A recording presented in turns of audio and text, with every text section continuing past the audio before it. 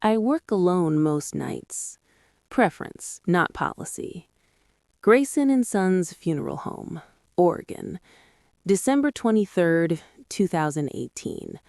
The kind of cold that seeps through the walls. Christmas embalmings are always rushed. Families want their viewings before the holiday. So there I was, 11 p.m., prepping Mr. Lawrence Brennan, 61, massive coronary, collapsed in his driveway putting up lights. His wife found him face down in the extension cords. The prep room sits in the basement. Concrete floors, no windows. Just me, the porcelain table, and the body. I had my instruments laid out on the Mayo stand. Trocar, arterial tubes, forceps. Everything sterile, everything in its place. I remember the furnace kicking on, that low rumble through the ductwork, and the radio. I always keep talk radio on. Voices. Makes it feel less like I'm alone with the dead. Mr. Brennan's file said he'd been a drummer, played in jazz clubs around Portland for 30 years. His hands were calloused, thick fingers. I noticed that when I positioned them. I started the arterial injection around 11:20, carotid artery, standard approach. The formaldehyde pump humming its steady rhythm, pushing fluid through his vascular system. 2 gallons, maybe 3 for a man his size. I was watching the skin tone, checking for proper distribution. That's when I heard it. Tap, tap, tap. Soft, rhythmic, metal on metal.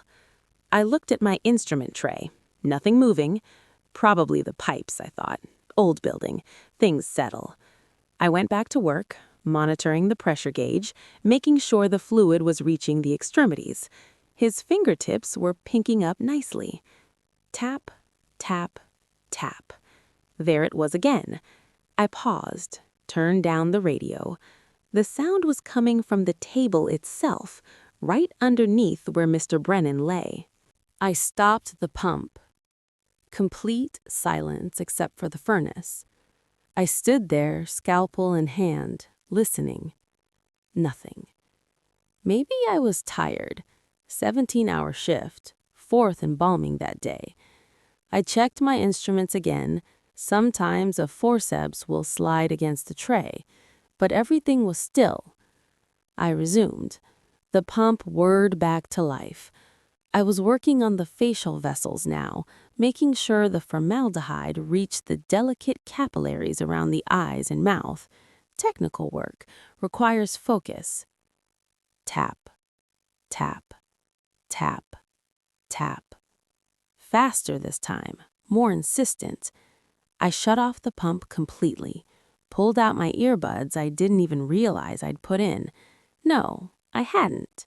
The radio was still on. I turned it off. The room went silent, and the tapping continued. Not random, not pipes settling or metal contracting. A rhythm. 1, 2, 3, 4. 1, 2, 3, 4. Like a backbeat, like a hi-hat keeping time. My throat went dry. I touched the table. The stainless steel was cold under my glove, but I could feel it, a faint vibration coming from directly beneath the body. I'm not supposed to move a body mid-procedure. You risk disturbing the arterial distribution, but I lifted Mr. Brennan's shoulder anyway, tilted him slightly on the table. Nothing underneath, just steel and the drainage system. I lowered him back down. The tapping stopped. I stood there for maybe 30 seconds, my heart doing its own rhythm against my ribs. Okay, auditory hallucination, exhaustion. It happens. I reached for the pump switch. Before I could touch it, the tapping started again. But this time, I wasn't running the pump. 1, 2, 3, 4. 1, 2, 3, 4. Steady, precise. And I realized something that made my hands start shaking. I pulled out my phone, opened the medical notes from the paramedics, Mr. Brennan's last recorded vitals at the scene. heart rate 124 beats per minute before he coded. I counted the taps, timed them against my watch. 1, 2, 3, 4, 1, 2, 3, 4. 124 beats per minute. Stop, I said out loud. My voice sounded strange in that concrete room. Stop it. The tapping continued, perfectly timed, unwavering. I looked at Mr. Brennan's face, gray, lifeless. I'd already injected the facial tissue. His features were set. I reached down, pressed 2 fingers against his carotid artery, where I'd made my incision, where I'd tied off the vessel. No pulse. Obviously no pulse. The man's blood was 3 parts formaldehyde now. But under my fingers, I felt it. Not in his artery, in the table itself. The steel vibrating in that same rhythm, like something underneath was beating, drumming. "Mr. Brennan?" My voice cracked. "Lawrence?" Tap, tap, tap, tap. I stepped back from the table. My hip hit the instrument tray. A scalpel clattered to the floor. The tapping stopped, just like that, mid-beat. The silence was worse than the sound. I finished the embalming, didn't leave, didn't call anyone. What would I say?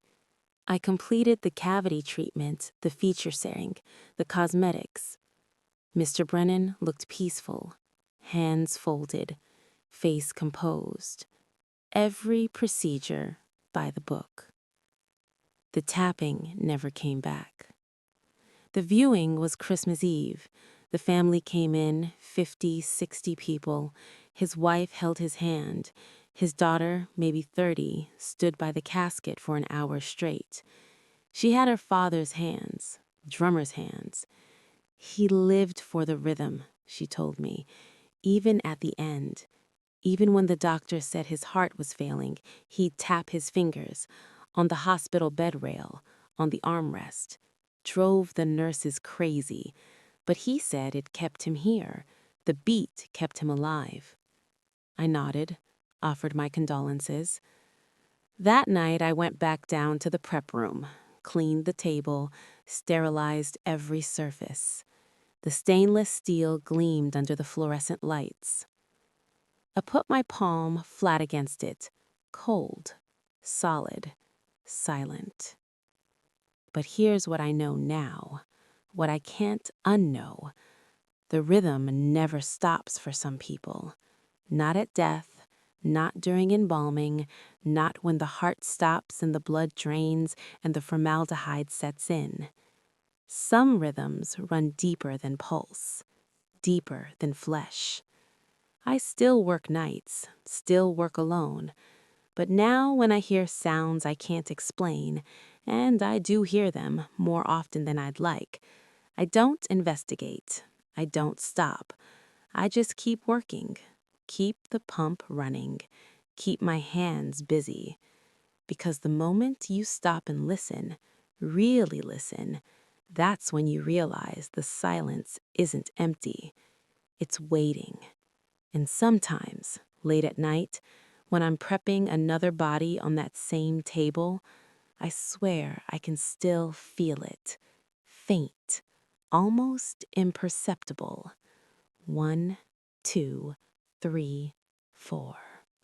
1, 2, 3, 4. The beat goes on.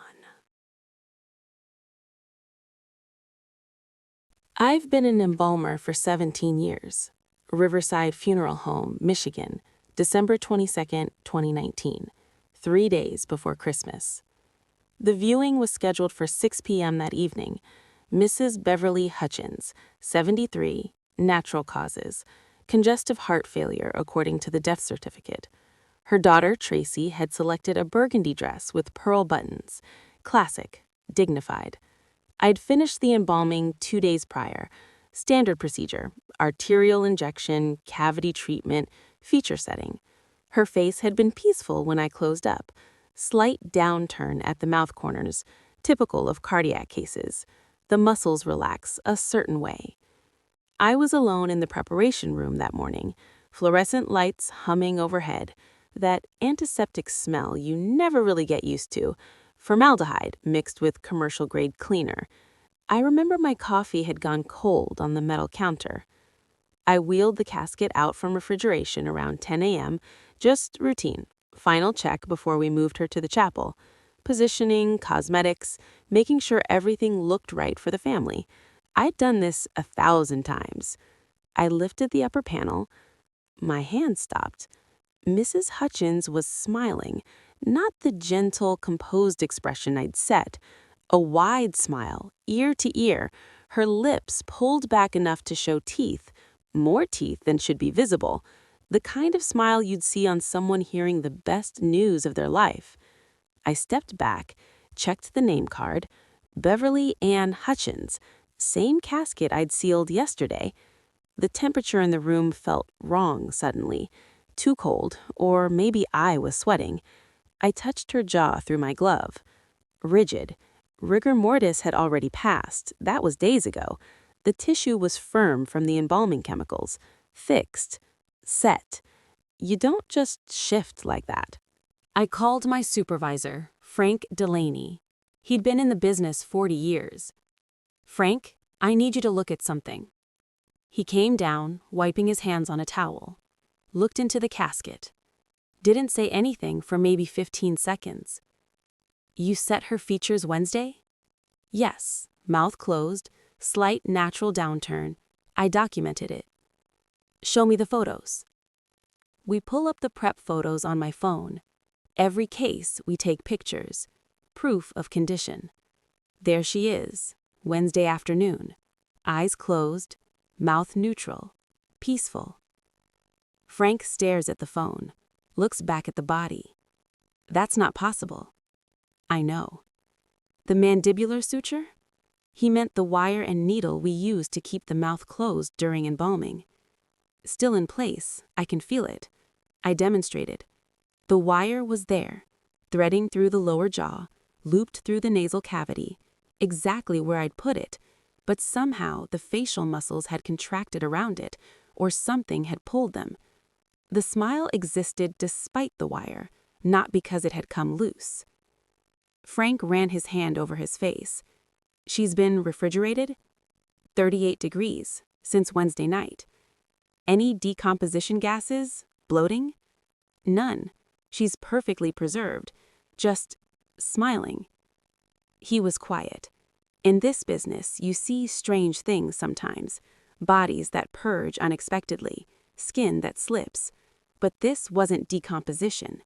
This was muscular contraction in tissue that had been chemically fixed. Impossible. "What do we tell the family?" My voice sounded thin. Frank closed the casket. "We need to reposition her. Now." We tried everything. Massage to relax the tissue, heat packs. I even considered recutting and resetting, something we almost never do post-embalming.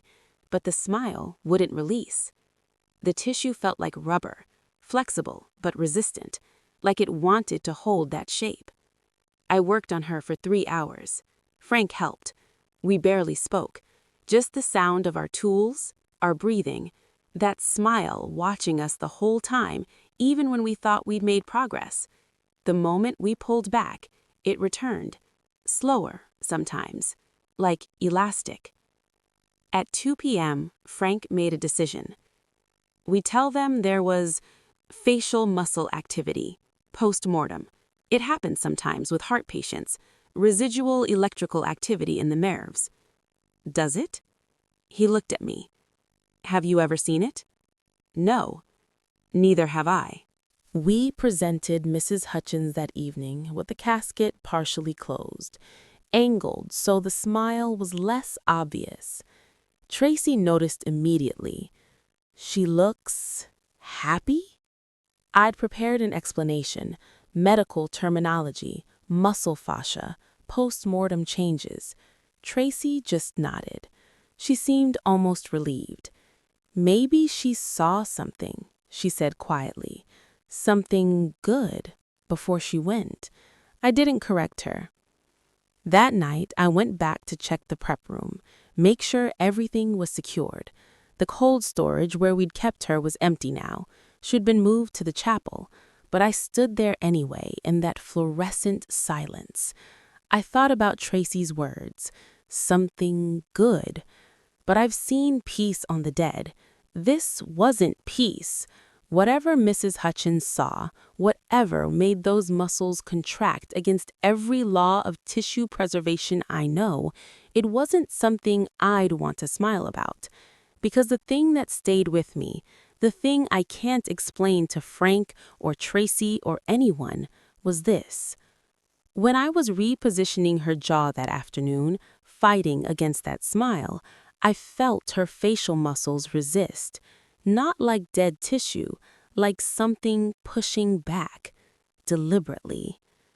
I still embalm bodies, still set features, still close caskets, but now, every time I finish a preparation, I take one extra photograph before I leave the room, just to be sure. Because if it happened once, it can happen again, and next time, I want to know when.